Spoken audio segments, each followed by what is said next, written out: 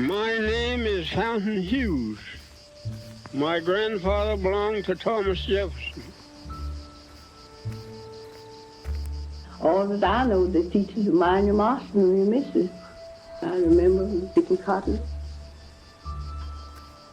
They'd have an auction bench, and they put you up on the bench and bid on you, the same as bidding on cattle, you know.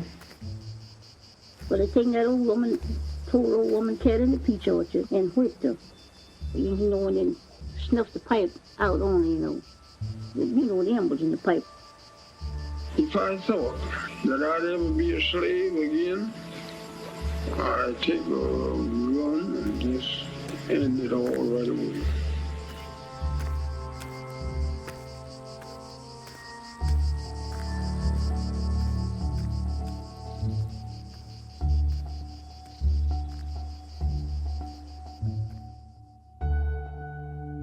You can't understand United States history without understanding the role that slavery played. It was already a very formal institution by the time the United States became a nation. It actually defined the nation. Slavery didn't just end and go away. We as a country were formed out of a compromise with slavery. The Southern colonies were not willing to be part of a union, part of a national government, unless the institution of slavery was protected. And the price of protecting that institution was disproportionate power to the South politically. And it carries through today. We possibly could have lightened some of the consequences of slavery if there had not been such a concerted effort to maintain the differences between blacks and whites.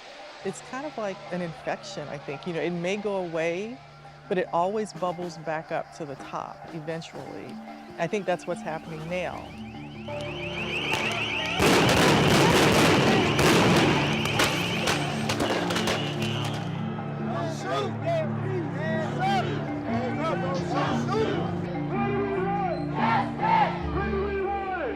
They're mad. I'm mad. We should all be mad, man. We should all be angry because of what's going on right now.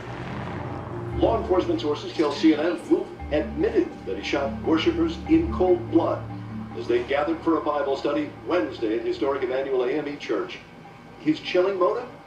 One source tells CNN that the 21-year-old wanted to start a race war. God, nothing ever changes here. Why does this keep happening over and over again? I was born in Greensboro, North Carolina in 1963, into a world where white superiority was rarely questioned.